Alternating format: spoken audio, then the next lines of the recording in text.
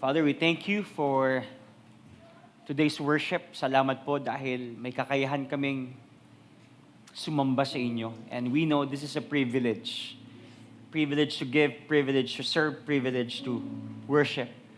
But Lord, I think the best privilege na pwede namin matanggap ngayon is the privilege to hear your word. Because there is no sanctification without justification, and justification starts with your word. Kaya Panginoon, ngayon, ma-enjoy namin yung salita ninyo, that our relationship will be deepened. Ang ganda po ng pangalan namin na binigay nyo sa amin, deep and wide, that we will be deep in the word and wide in making disciples. That we will never experience widening without deepening our relationship with you. So God, I pray that this 2025, January, Panginoon, our turning point, na mas maging malalim sa inyong salita, sa pananalangin. At hindi lang po yun, Panginoon, that we will express the love of Jesus to our neighbors, to our seatmates. If there are unforgiveness, if there are heartaches, if there are heaviness in our hearts, we're not saying for you na tanggalin niyo po ito. But Lord, give us the strength that we will be able to forgive. We will be able to love and honor one another. That's the first thing we want this year. In Jesus' name. And Lord, that's the preaching of your word. Solid 40, 50 minutes. We will listen. And Lord, babalik kami sa init ng inyong salita, init ng aming worship, init ng aming pagmamahalan sa bawat isa. Remembering the first time, Panginoon, na in love kami sa inyo. First time na in love kami sa community. First time na in love kami sa pagsaserve. In Jesus' name. This is our prayer. Amen and amen and amen. Amen. Good afternoon. Good morning pala. So, sobrang sanay ako sa afternoon eh. And by the way, gusto ko pong i-commend ang church na ito for being consistent to worship the Lord. And of course, supporting this church, supporting our workers and our ministers. At of course, ang Panginoon, talagang nagmamatter ang bawat salita ng Panginoon na binibigay sa atin. And, you know, we just entered 2025 at alam nyo po, patapos ng January at papasok na tayo sa Love Month, which is February, di ba? Ang ganda ng may Love Month kasi it reminds us of the love of Jesus. Di ba? Hindi ko sinasabing magmahalan lang tayo tuwing February, pero parang it always reminds us that, Love Month, and we are being reminded na, okay, mahal ko si Lord, at dahil mahal ako ni Lord, mamahalin ko rin yung kapwa ko. Right? Sino dito excited tuwing February? Halatang halata yung mga hindi excited pag February. Banda rito, hindi excited. Kasi walang jowa. Banda rito, nakasimangot eh. I pray that the love of your life will be found 10 years from now, after you graduate. Kala nyo next week, But, January, tapos na, di ba? Pag January, sabi ko nga sa inyo, we are defying gravity. Di ba? Parang, ang dami nating dinidefy na, from December, parties, gifts, but ngayon, ubos na yung pera ko. Ubos na sa paputok. Di ba? Ubos na. Hindi ko alam saan nyo binili. Pero pag January talaga may tinatawag tayong the roller coaster of January. Diba? Parang, alam mo yung, itinaas ka na eh. Iniwan ka pa sa ere. Di ba? Okay na eh. Di ba? Nag-wave na sa'yo. Ngayon, naka-block ka na. Di ba? Praise God. So, January, ang dami mga nangyayaring, hindi ko alam. Basta, roller coaster. Kasi pag January, blue bills, from blue bills to being blues, di ba? Malungkot ka ngayon eh. Parties ngayon, start na ng semester, tapos ang daming mga bakasyon ngayon, baka na ulit, prelim na daw, sabi kanina ni Brenna, nag-start na yung mga prelims natin. So, pagdating ng January, meron tayo mga tinatawag na adjustments. Amen? So, yung mga adjustments po natin, talagang nangyayari yan sa mga bungad. So, sabi ko nga sa inyo, ina-adjust natin yung sarili natin, ina-adjust natin yung pera natin, ina-adjust natin yung studies natin, and even our relationship, and even our work. We adjust those stuff. But, of course, pag may adjustments, kailangan dapat naka-align yung mga adjustments natin. Di ba? Sa ortho, I'm not a dentist, but our family are dentist. Family namin dentist. Pag sa ortho, may mga adjustments kayo, di ba? Hindi porket in-adjust mo, adjust mo lang. Oh, kaya ko mag-adjust eh. Gusto mo na, Rolinda? Adjust kita? Pero may mga alignments. Di ba? Just because you adjusted this year, doesn't mean you're already aligned. So what I'm trying to say here is this, marami tayong mga in-adjust ng 2024 na kineconnect natin ngayon 2025, maganda naka-align yung purpose natin sa Panginoon. What we have to do is, kaya sabi ko, first things first, we have to read the Word of God, pray to God, and hear His Word so that our purpose and His will be aligned to His purpose. And by doing this, of course, we see advancement. How many of you here you want to advance? Advance in life, advance in your work, maybe promotion or your relationship. That is our goal, is to advance. And of course, we have to be anchored doon po sa salita ng Panginoon. This is what we're talking about in this series. By the way, kung nag-start po kayong umattend dito at na-miss nyo yung two weeks natin, we're talking about first thing, that we have to seek God before anything else, and before we schedule and plot those things, we have to anchor ourselves sa Panginoon. Kasi sabi ni King David, Psalm 27 verse 4, one thing. Sabi niyo, one thing. One thing I ask from the Lord, this only do I seek, that I may dwell in the house of the Lord all the days of my life, to gaze on the beauty of the Lord and to seek Him in His temple. We know David. David is, I believe, one of the best kings who ever lived in Israel. Sabihin natin sa buong mundo, pag sinabi natin best king, talaga maraming achievements, daming pinagpapatay, ang daming mga sinakop ng mga lugar, full of achievements, maraming ginto, glory, even girls, even guns, and etc. Pero sabi niya, at the end of his career, or maybe during his career, isa lang ang gusto ko, one thing, and that is to seek God. Now, this 2025, alam niyo po, nagre-reflect ako eh. I've been pastoring for how many years, and I've seen those events. I've seen those tambays and fellowships and events na nangyari po sa church natin. Pero parang ngayon, dinadala tayo ni Lord. Ako personally, dinadala ako ni Lord na, Jomel, may i-plot ka man na schedule o wala, siya rin. Bakit? Parang si Lord, dinadala niya tayo doon sa part na, Jomel, can you just deepen your relationship with me? Kaya itong verse na to, I was reminded na, okay, first thing first is to seek Him. Seek Him. Daily, monthly, yearly, hindi ko alam kung ano yan. And start surrendering your plans, everything. The Bible said, trust in the Lord, di ba, with all our hearts, and do not lean on your own understanding. In all your ways, acknowledge Him, and He will make your paths straight. We have to seek Him, and then surrender. And ang sarap sa feeling ng, alam niyo yung, sino dito yung mahilig kayo mag-soak sa tubig? Di ba? When you're soaking, parang it refreshes you. Sa part din ng pagbabasa ng Bible at sa presensya ng Panginoon, when you're soaking to His Word, in His Word, parang ang sarap na naririnig mo siya every day. Parang, Lord, ang sarap ng busy ka. Ang sarap ng marami kang ginagawa. Pero iba yung part na, Lord, naiintindihan kita at naunawaan ko yung gusto mong sabihin sa akin.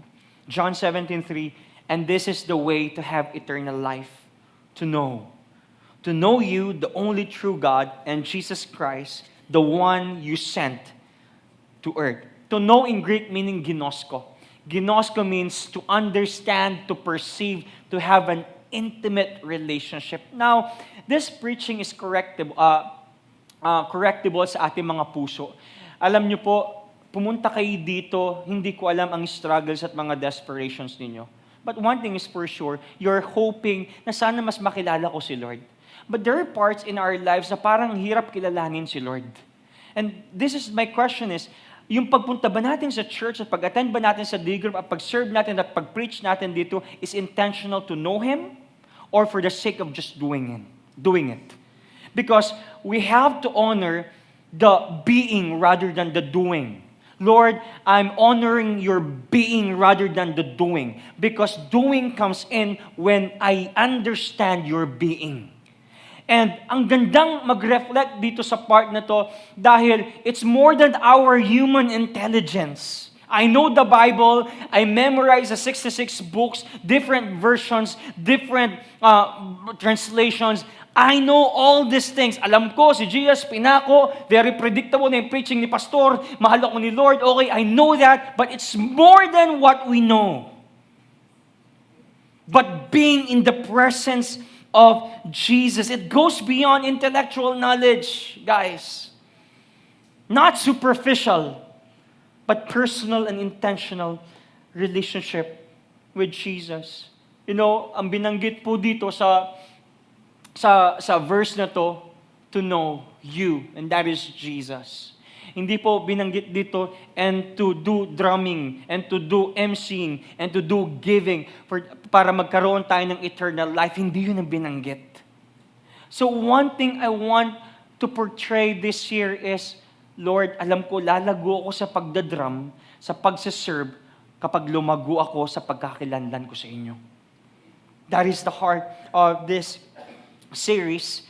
And I want to bring you on this subject to choose the better portion. Choose the better portion. Last time, sino ito mahilig kumain sa buffet? Ako mahilig ako kumain sa buffet. Last time kumakain tayo sa buffet. Pag kumakain po kayo sa buffet, ang una yung titignan, yung kakaiba. Di ba? Ang una yung titignan yung hindi nyo pa natikman. Tama ba? Last time, niloloko ko si Kina, si Doktora. Sabi ko, ano ba naman yung kinuha mo? Pansit. Tapos, meron pang ano dito. Sana nag-chowking na lang tayo. Laureate yan eh. Di ba? Kunin mo naman yung kakaiba. Di ba?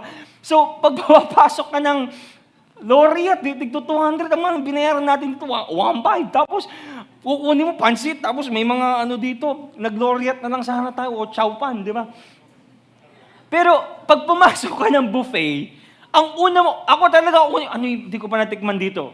May mga steak, mga lamb, tapos yung mga ang tawag dito. May mga iba-iba pa silang tawag, pero patatas lang naman yun at saka kamote. Pero kakaiba to, iba yung pangalan, tikman ko nga to. Oh, okay. Pero pag pumapasok ka ng buffet, you're going to choose the best portion. Ito ang titikman ko. Diba? Hindi mo titikman yung mga talagang natural na, halo-halo ito, paborito ko to. Hindi yun eh. You will choose the best portion. Tama? At sa atin dito, may mga parts na, okay, did I just choose the best portion ng buhay ko? And this message will run with this title. Last time, binasa po natin yung Luke chapter 10, verse 38 to 43. Ito po yung kwento ni Mary at saka ni Martha. Pumunta si Jesus sa bahay nila, Mary and Martha and Lazarus. At winelcome ni Martha si Jesus. Jesus, welcome. Welcome sa aming bahay. At dumiretso na sa kusina after i-welcome, pero si Mary piniling umupo sa paanan ni Jesus. Ang gandang pagmasdan. And I'm reflecting before I go to the points. This year, alam niyo, ang daming mga revelations talaga na practically, oo nga, no? Kasi we can make a contrast or comparative analysis dito sa binasa natin last year na Martha versus Mary, or hindi naman Martha versus, no? Martha and Mary. So ang kaibahan nila, sometimes we are loving the work versus loving the word. Loving the work, next. Loving the work versus loving the work. You know, work is good. How many of you here, enjoying working. I love working. Detalyado, talagang gustong nagwo-work. But I want you to know this. Sometimes, our work becomes our identity. But your job title is not your identity. Our identity, Mel, is that you are a child of God. Saan mo makukuha yun? Sa word ng Panginoon. That's why this year, I just want you to know this. Sa organization po natin sa DeepNY, we did not plot any schedule. But what we did was to pray. Lord, we want to know you. I'm sharing this. Alam nyo, yung work natin, napapagod tayo. But when you prioritize and focus sa word ng Panginoon, our work cannot fill the God-shaped hole in our lives. Remember si Mary at saka si Martha? Nagko-complain si Martha. Sabi ni Martha, Jesus, hindi mo pwedeng sabihin mo sa akin. Pinagalitan pa si Jesus eh. Di ba? Lord, sabihin mo nga, inutusan pa si Jesus, man. Sabi niya, Lord, pwede bang sabihin mo sa kapatid ko, tulungan ako dito? She was so worried. But imagine si Mary, nakaupo lang. Wala ka dyan. Kakain na lang kami after we hear the message of Jesus. Mary chose the word rather than the work.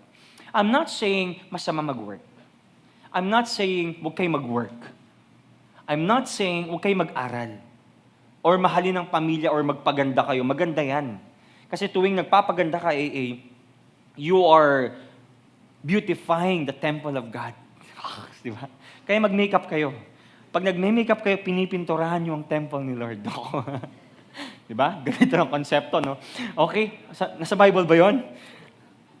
Logic lang. But Mary chose the best portion. And number 2 is loving the work versus loving the worker. Ito, guilty tayo dito, mga kapatid. Ito. Real talk ito. Tikimin ko kayo ng mga real talk words. Pero gagaanan ko lang. Okay? Minsan, mas mahal natin yung work natin kaysa sa mga workers. I was rebuked. Talagang, Mami April, alam mo to, ano kayo plakado kayo Plakado, detalyado, sagrado, kandado mo pa. Di ba? Ang galing nyo. Ang galing natin. Ang galing ni Lord sa buhay natin. Pero sa sobrang galing natin, nakalimutan na natin yung katabi natin. Martha was focusing dun sa work niya. Ako na lang lagi dito. Tapos she was complaining and condemning her sister, bakit siya hindi nagwo-work. So I realized that yes, we're working, but more than the work, we have to love our workers, our neighbors. Minsan ang hirap, alam niyo po, magpatawad kasi nakakalungkot, ganito, may mga nangyaring ganito, bakit hindi ganito? I just realized, sige, ang dami mong work, pero wala kayong workers. That's why, yung katabi natin, or yung church dito, minsan nakakalungkot yung mga ibang churches, sabi mo, hindi dito sa church na yun, okay? Hindi dito sa church na yun. Sa ibang church ito, minsan, pag yung bumalik, sama ng tingin, bumabalik na nga Nakakarinig pa ng mga condemnation. Alam nyo, I appreciate those people na bumabalik because they have the courage to, Lord, I'm not serving them. I'm not pleasing them. I'm pleasing you. So when there are people who wanted to go back, don't condemn them. Show the love. Yes, you love the work, but we must love the workers even more. Last one is loving the workshop versus loving the wisdom. Dati, dami nating workshop Parang everyday, nandito tayo sa church. Di ba kinapapagod? Kapagod din. Ayoko na mag-born again pag gano'n. Pero lang. Okay. Ang dami natin mga workshops Parang, buti na lang, mabait si Ate Tin, kundi gusto niya magreklamo minsan Pastor, everyday na kami nandito.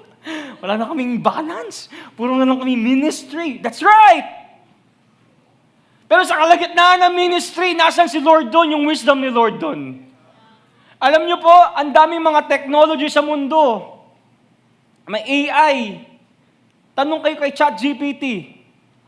Actually, tinanong ko si ChatGPT kanina eh. Bigyan mo ako ng example ng good portion. Ano yung binigay niya? Binasa ko pero hindi ko ginamit. Di ba? Ang dami mga ChatGPT, AIs, yung gumaganda ka lalo. Di ba? Yung napepeke yung mga taong nanonood sa'yo.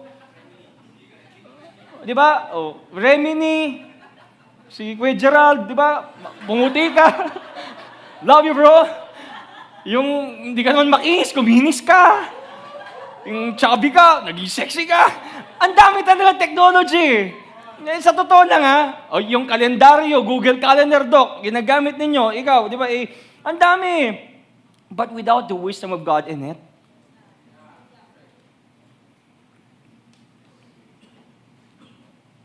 sino dito nagtitesis? And 90% of your thesis is from AI. Di ba? Pero kung walang wisdom si Lord, sa'yo, you don't know how to ask questions from ChatGPT, that's useless. So what I'm trying to say here, yes, mag-work ka 24/7. Wala ang wisdom ni Lord, walang magbabago. Ang galing ng wisdom ni Lord this year Na parang, diyan mo kayo mag-plot ng schedule.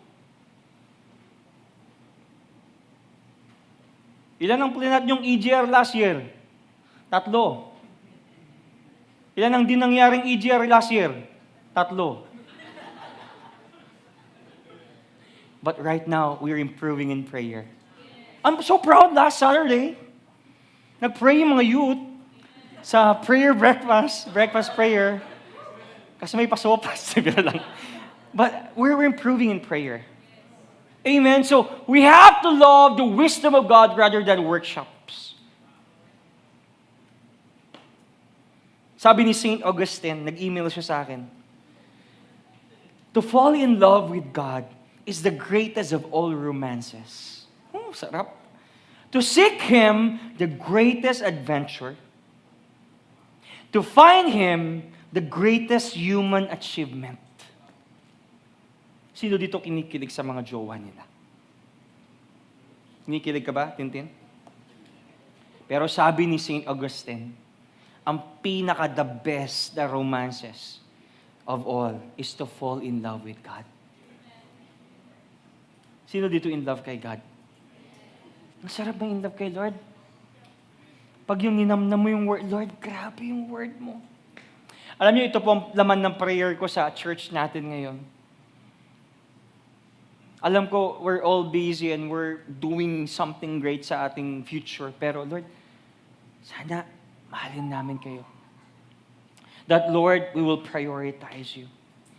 You know, if you're going to read the patterns sa churches in the early church or sa first century Christianity, tuwing may paglago, sobra nilang minamahal yung word ng Panginoon. Look at this in Acts chapter 2, verse 42. And they devoted themselves to the apostles' teaching and the fellowship, to the breaking of bread and the prayers. They devoted themselves to the apostles' teachings. That is the good portion. Hebrews 10, not to neglect the meetings. Amen. The pattern of growth in the early church and today is being devoted to apostles' teaching. Si Peter po, nag-preach siya ng isang sermon, 3,000 ang naligtas. Why? They were preaching the apostles' teaching. So the foundation of the church really is the apostles because of, their teachings. Luke 10, 41, 42. But the Lord answered her, Martha, Martha, you are anxious and troubled about many things. But one thing, hindi sinabi ditong somehow, or 2 things, or 3 things, I don't know. But one thing is necessary, Mary has chosen the good portion, which will not be taken away from her. Pag sinabi po natin good portion, it means you are choosing the word of Jesus. Because yung word ni Jesus ay may eternal value. I stopped collecting shoes lately. Kasi nakaka-discourage kasi alam niyo yung kinokolekta ko, ang tagal ko na nangongolekta, may 12 years na, 15 years na, pero yung mga kinolekta ko na mga 10 years na, sira na ngayon. Tignan niyo sa mga applications ng mga Nike and mga Titan, may bago ngayon, bukas may bago ulit. So if you will not be content, then buy ka ng buy mode. But choosing the good portion, which is the Word of God, it is eternal, na hindi pwedeng kunin sa atin. That's why number one, how I want to highlight here is, choose the good portion. Sabi mo sa katabi mo, choose the good portion. Choose the good portion. Many of us are swayed. This is very practical. I can preach this to you without an outline. Many are swayed today. Mga Christians. Maalis sa church. They're losing their faith. Hindi ko sinasabing nawawala yung kaligtasan, but they're losing their faith. They're losing their trust. Or maybe, nanlalamig because they're not rooted in the Word of God. Mansinin niyo yung mga taong sobrang lalim sa Word ng Panginoon. Ma-offend man, magkamali man. The Bible said, the righteous man will fall 7 times, but on the 8th, he will rise up.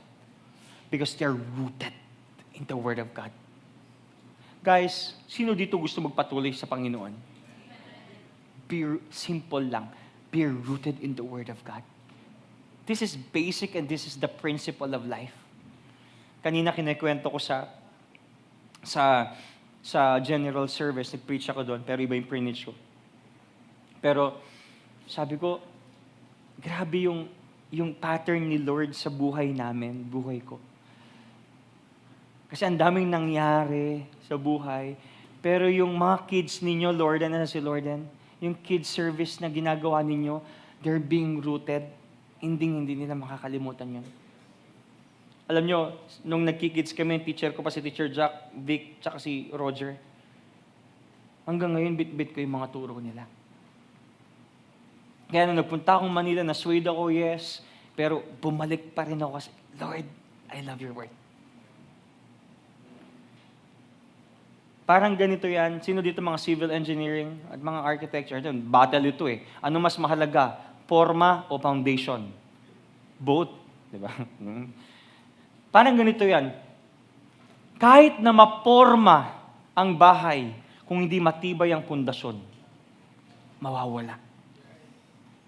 Sabitan mo yan ng mga anik-anik na mga pintura kung hindi rooted at founded. Yung foundation at yung integrity ng foundation, it will crumble down. That's why, guys, I really appreciate this church. Some of you here, I offended you. You offended me. We offend each other. But you're still here. Why? Because you're rooted in the Word. Kaya, guys, isa lang ang sikreto. Ang secret is hindi yung mga self-help books. Ang secret is hindi yung manunod ka ng ganitong video. The secret is prioritizing, reading, and loving the Word of God. And remember, the good portion cannot be taken away.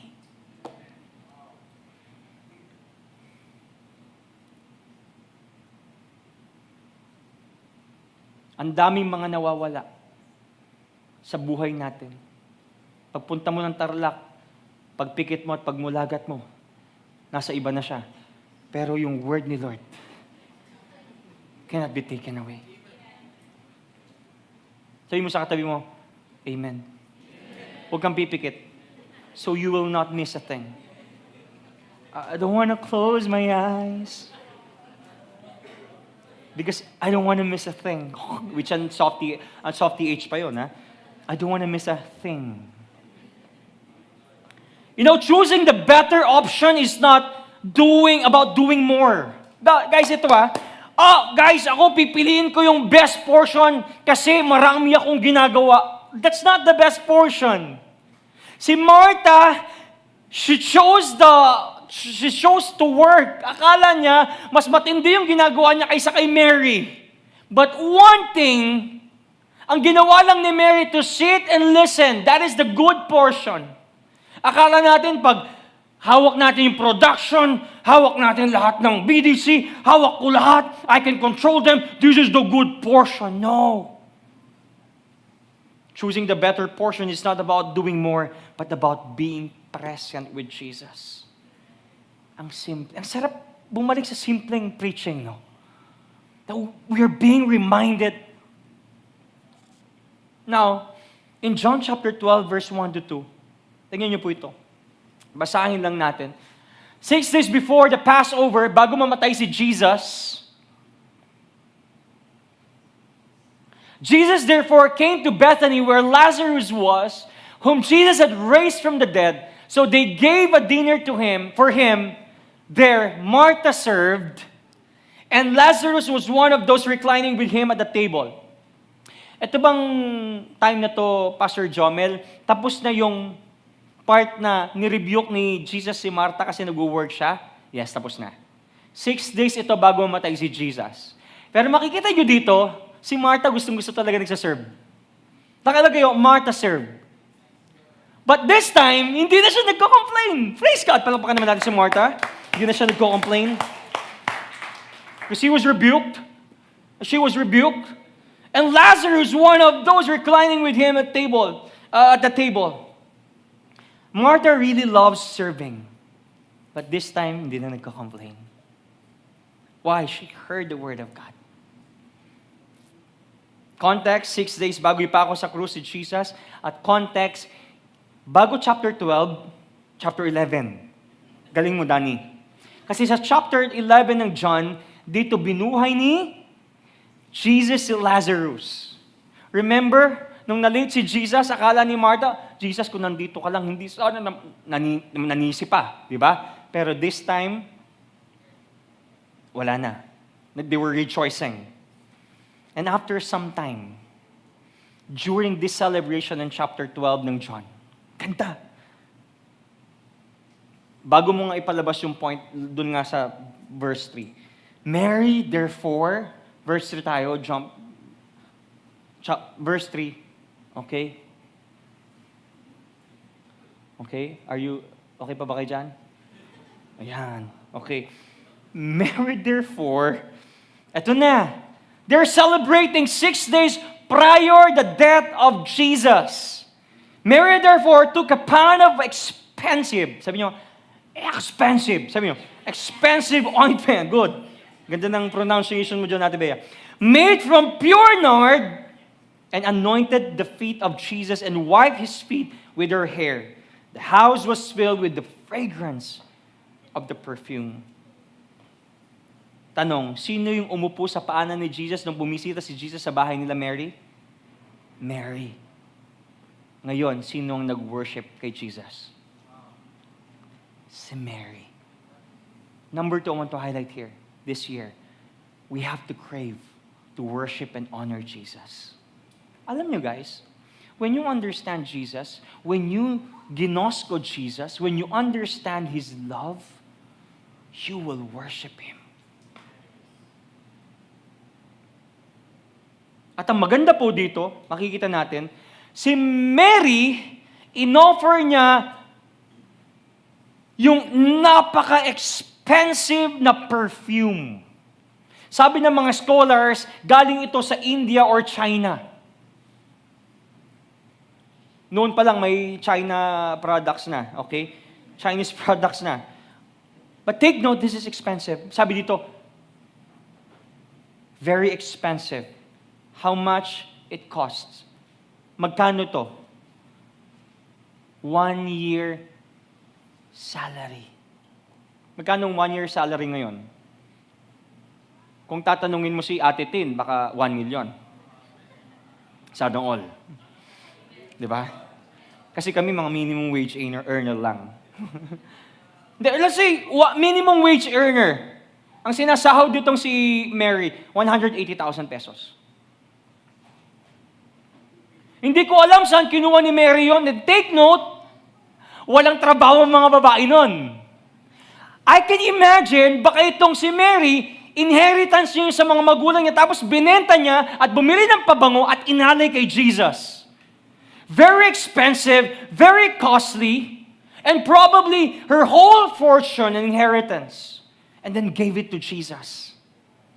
And nakakapagtaka dito, sa chapter 11 ng John 11, chapter 11, bakit hindi inoffer ni Mary yung mamahalin na pabango kay Lazarus nung namatay? Bakit kay Jesus? Mary knows whom to invest. Mary knows kung kanino niya ipaprioritize yung kanyang yaman. And take note, 6 days bago mamatay si Jesus dito, di sana kung mahal mo yung kapatid mo, dapat ibinuhos mo rin sa kanya yon. But this time, binigay ni Mary kay Jesus yung napaka-expensive na pabango. Why she was so generous? Simple lang po, because she devoted herself to Jesus. When you sit at the feet of Jesus, you develop love. When you sit at the feet of Jesus, you develop intimacy, an intimate relationship and generosity. Alam niyo yung mga tao pong mapagpatawad, ito yung mga naintindihan si Jesus. Bakit kita hindi papatawarin? Pinatawad lang din naman ako. Bakit ako magagalit sa iyo at bakit kita i-condemn? Hindi nga ako kinondemn ni Jesus nung baruba lang buhay ko eh. Alam niyo, ito, real talk. I can preach this without an outline. Tignan ninyo, mga kapatid. I hope ma-appreciate natin ang buhay, the brevity of life. Next brevity, no? The shortness of life. Tignan mo yung katabi mo. Mukhang malungkot, hindi? Lungkot. Alam ninyo, eto Matt, are you happy? Oh, parang, di ba? May pumipigil eh. Hindi ko alam kung kailan ako tatagal. Baka kunin na ako ni Lord mga after 300 years. Very short. Sabi ni Abraham, ang buhay 70, 80. Ano yung katabi mo? Oh. Naiirita ka sa kanya kahit wala siyang ginagawa, di ba? May mga parts kang ganun. Ba't ko alam? Ganun ako eh. Pero nung naintindihan ko kung anong buhay, napakaikli. Man, ba't pa ako magagalit sa'yo? Enjoy ko na lang yung relationship ko kay Lord. Tsaka, abay-abay na tayo. Masyado kang stricto. Konting kibot. Sit in! Konting kibot. Suspended! Kaltas! Sabi mo sa katabi mo, ayan mo na. Si Lord nga, hinahayaan ka eh. Hindi ka naman kinokontrol. Bakit mo kinokontrol lang lahat? Kinokontrol ba ni Lord yung pangungupit mo sa magulang mo? Ng pa-20-20? Oh. Hindi nga eh.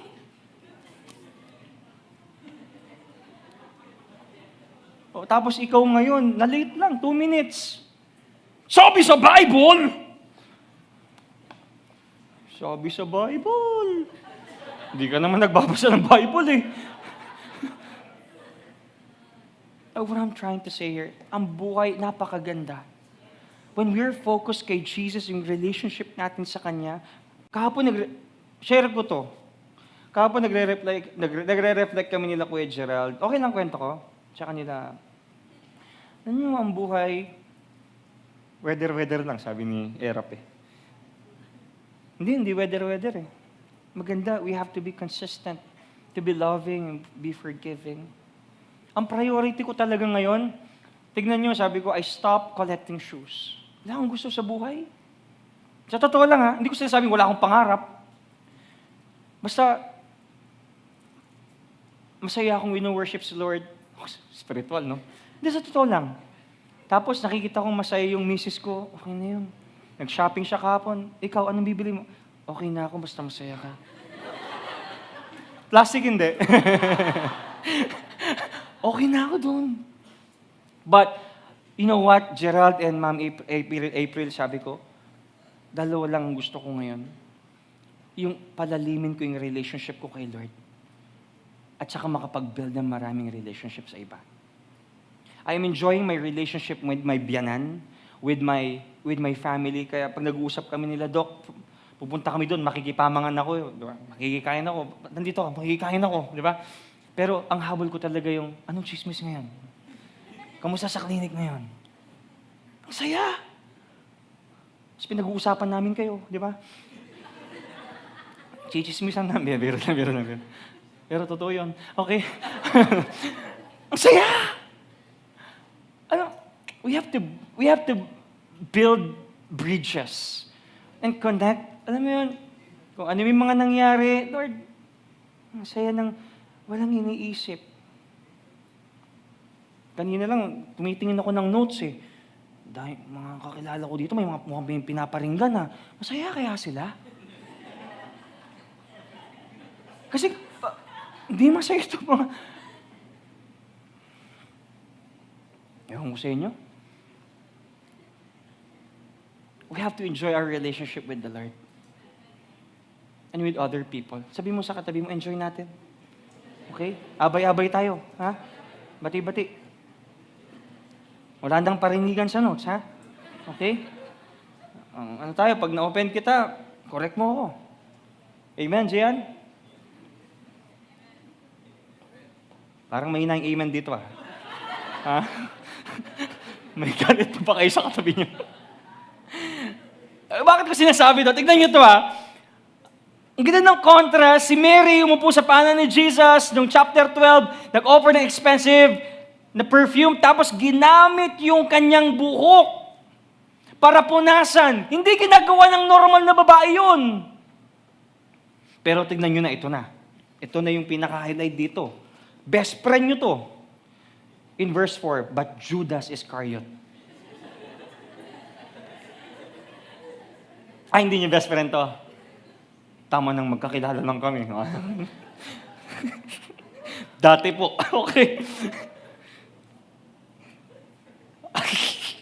Okay, but Judas Iscariot, one of his disciples, he who was about to betray him, said, "Why was this ointment not sold for 300 denarii and given to the poor?" You know, Judas questions the act. At ang maganda kay Judas, ang galing ni Judas, updated sa pricing, ha? Ang galing sa sales. Alam niya kung magkano. 300 denarii yan, ha? At alam niya. Pero nakakalungkot. Alam niya yung presyo, pero hindi niya alam yung cost ng pag-worship sa Panginoon. Because Jesus deserves that. Walang masasaktan, ha? Walang pinapatamaan dito. Hindi kayo to. Look at this. Counterfeit Christians can be sound spiritual. But they don't know how to worship and love other people. Sometimes, counterfeit Christians, they know the language and behaviors associated with faith. But the true spirituality is seen in consistent Christ character, love, and humility. Alam niyo, nakakalungkot, no? Dami tayong nakikita sa Facebook, mga posts. Yung worldly nagiging parang Christian. Yung mga Christian parang nagiging worldly. Ano ba talaga? There's no consistency. Really, counterfeit Christians, they know the word. They know the language. They're wearing those T-shirts, Team Jesus, number 7. Tapos nung kinat ng truck driver, pinagmumura, naka-Team Jesus. Ay! Naka-Team Jesus ka.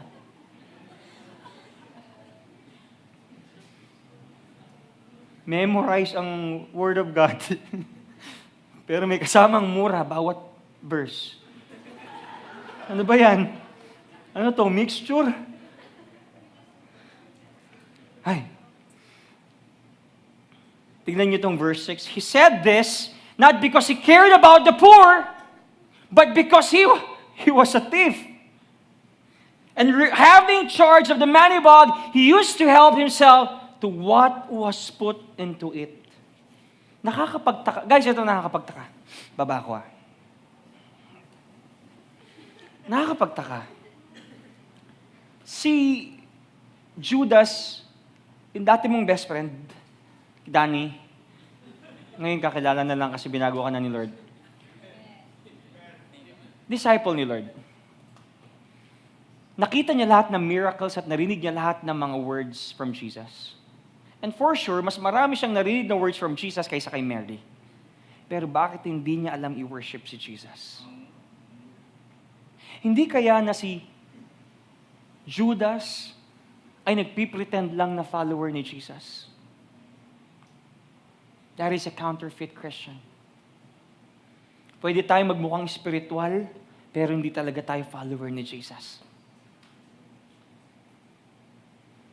In verse 7 and 8, itong sabi ni Jesus. Jesus said, "Leave her alone,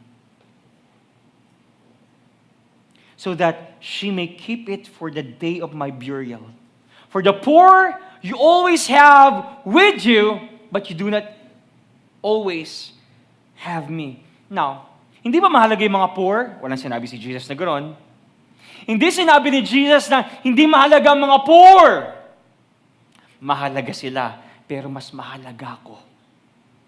Ang sinasabi dito ni Jesus, we have to know our priorities. Mahalaga po ba ang pamilya? Mahalaga. Pero mas mahalaga si Jesus.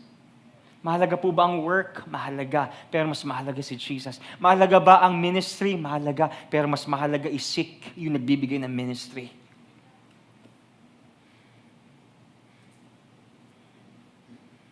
In Mark 14:6-8, but Jesus said, "Leave her alone.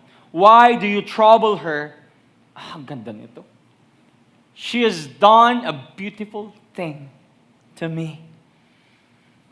For you always have the poor with you, and whenever you want, you can do good for them, but you will not always have me." Verse 8, "She has done what she could. She has anointed my body beforehand for my burial." Guys, if you're going to reflect to these verses, si Jesus hindi niya kinomend at hindi nagbigay na any commendation si Jesus sa mga disciples. Ang tanging binigyan lang ni Jesus ng commendation was Mary. So makikita natin dito, God commended yung mga beautiful devotions natin. God appreciates that. Amen? Sabi dito ni Jesus, "She has done a good thing to me." Next na po, yung point number 3, last na to.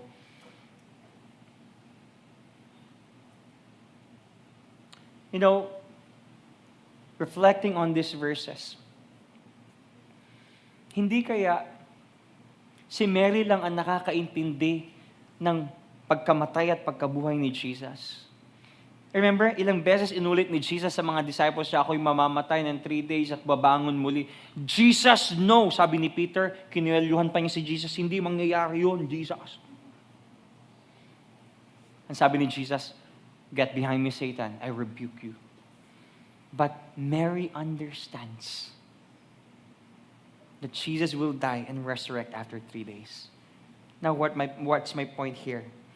When you sit at the feet of Jesus, you will understand the heart and even yung mga gagawin na plano ng Panginoon because you're hearing Him. Mark 14:9. Pwede ka na Mark 14:9. "And truly I say to you, wherever the gospel is proclaimed in the whole world, what she has done will be told in the memory of her." Sino dito gustong maalala ay si Kina, grabe mag-serve yan. Grabe ang relationship yan kay Lord. You know, one of my dreams, paano ako mamamatay, is yung habang nagpipreach ako to somewhere, bigla akong kukunin na lang ni Lord. Or doon ako mismo mamamatay. Because you have that relationship. You know, si Mary, 2,000 years ago, hanggang ngayon pinag-uusapan pa rin yung ginawa niyang kabutihan para sa Panginoon. si Judas 2,000 years ago at hanggang ngayon pinag-uusapan pa rin kung paano niya binenta si Jesus. That's why, as I end, I want to leave this statement to all of you. Our true worship is doing what you can with what you have for the one who gave everything for you. Can I invite everyone to please rise? As we end this series and message, isa lang pong gusto kong i-drive out at sabihin, prioritize natin si Jesus. This is a simple word, yet practical. But this will change the course of your life. When I love Jesus, because I know He loves me so much, then it will change the course of my life. That unforgiveness, that hatred, that insecurity, that pride,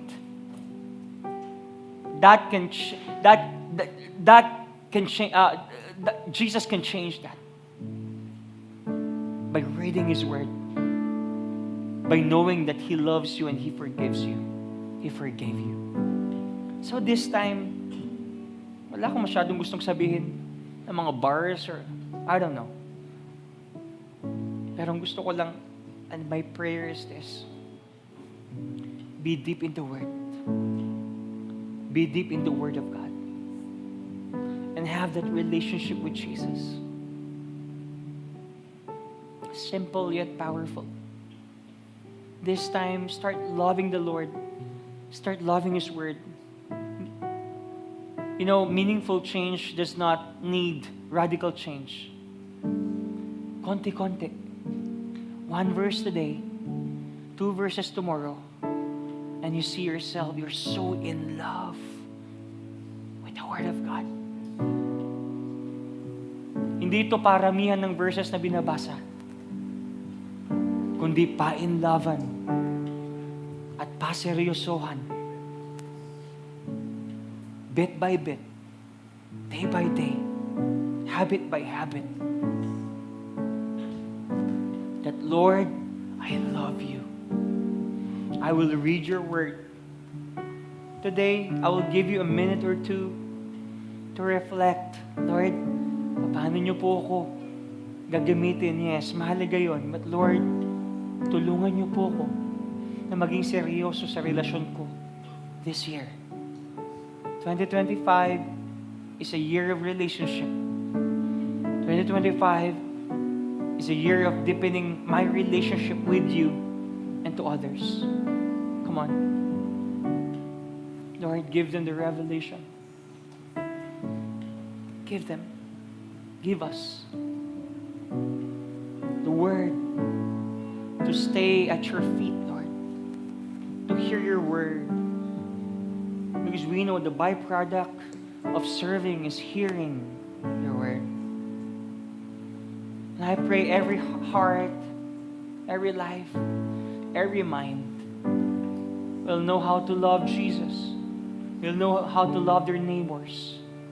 Will know how Jesus forgave us. And will know to forgive other people. Tanggalin niyo po yung tinik. Because by your stripes, we're healed. By your stripes, unforgiveness, we're healed. Hatred are washed out by the blood of Jesus. So Lord, ayaw po namin makulong sa hawla ng kalungkutan. Come on, talk to Jesus. Ayaw po namin makulong sa hawla ng pride, ng insecurity. We want to enjoy life. Life is too short to be stressed, Lord. Maraming mga bagay na dapat namin pagpasalamat. So my God, we humble ourselves and we surrender our lives to you right now.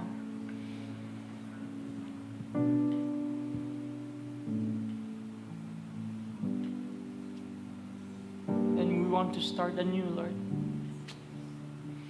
Bless niyo po kami. Through your word, we will be sanctified. Come on, talk to Jesus. Talk to Jesus. Maybe this is the start and this is the turning point that will change the course of your life. Thank you, Jesus. I'm desperate right now, Lord. I'm hungry, Lord, with your word. Lord, create me a sense of urgency to love you every day. Even though I'm okay. Even though my life is abundant right now. Create a sense of urgency that I will seek you every day, Lord. In Jesus' name. Gusto ko bumalik dun sa love, Lord.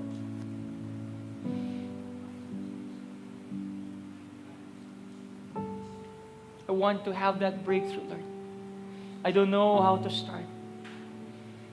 But I want to start.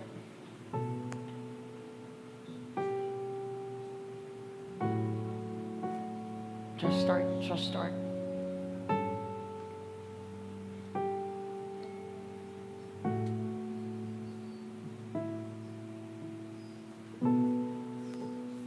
Hallelujah.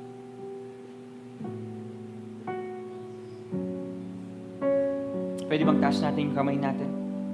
Like this. In the New Testament, this signifies surrender.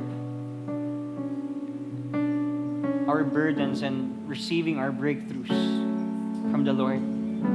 This is a good posture to build our relationship with Jesus. Jesus, salamat po Panginoon sa inyong salita. Salamat po Panginoon. Dahil tinuturuan niyo po kami unti-unti to build our relationship with you. Like Mary who sat at your feet, Panginoon.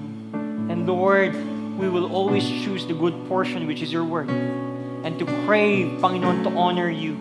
And also, yes, we want to be commended by you. That you will say, well done, my good and faithful servant. Salamat po, Panginoon. Right now, I cast all my burdens. And I will never take it again, Panginoon. Lord, I cast all my desperations, my insecurities, my pride, Lord, my anxiousness, my anxiety, my depression, oppression, Lord, my idols. I cast it and I surrender it, Lord. I want to build a good and deeper, best relationship with my Lord and Savior, Jesus.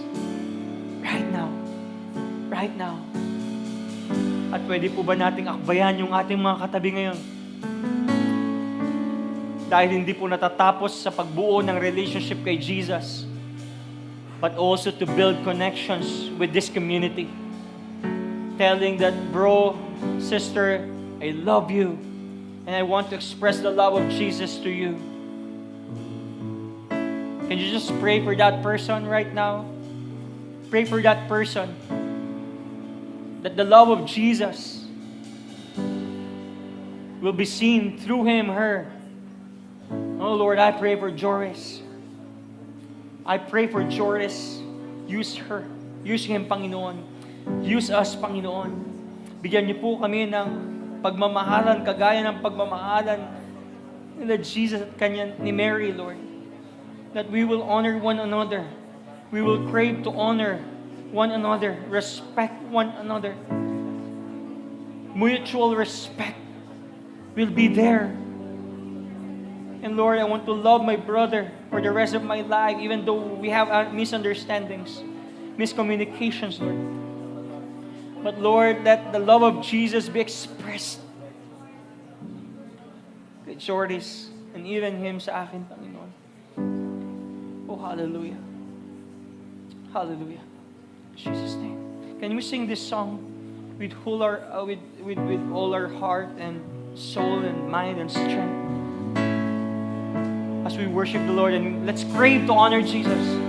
Come on, let's give our expensive perfume, expensive worship, expensive love for Jesus. Come on, together, with all our heart. Oh, Jesus. You have no equal, now and forever, God, you reign. Yours is the kingdom, yours is the glory, yours is the name above all names. What a powerful name it is. What a powerful name it is, till the name of Jesus Christ, my King. What a powerful name it is, nothing can stand against. What a powerful name it is, till the name of Jesus. You have no rival. You have no equal, now and forever, God, you reign. Yours is the kingdom, yours is the glory, yours is the name above all names. What a powerful name it is. What a powerful name it is, the name of Jesus Christ, my King. What a powerful name it is, nothing can stand against. What a powerful name it is, the name of Jesus. What a powerful name it is, the name of Jesus. What a powerful name it is, the name of Jesus. Hallelujah. Pwede bang palakpakan natin si Lord? Yung pinaka-the best para kay Lord. Hallelujah, we thank you. We honor you, God. Let me read these verses as we end this service. John chapter 13, verse 34 to 35. Jesus said, "A new commandment I give to you, that you love one another. Just as I have loved you, you also are to love one another. By this, all people will know that you are my disciples, if you have love for one another." Jesus, we thank you for this church. We thank you for your word.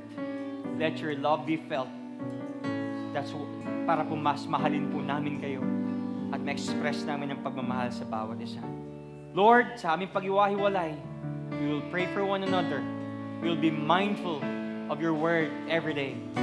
Bless us, our studies, our relationships, our businesses, and most especially, Lord, this ministry and our relationship with you. We honor you. This is our prayer. At lahat ng na-bless ay magsabi ng malakas na amen, and amen, and amen, and amen. Thank you so much. Church is dismissed. See you next Sunday. God bless you. Hi guys, Pastor John Mel here. I pray that this sermon will encourage you and deepen your faith. Kung na-bless po kayo sa message na ito, please like and share and tag someone, and let's spread the word about the goodness and love of our God. Mabuhay po.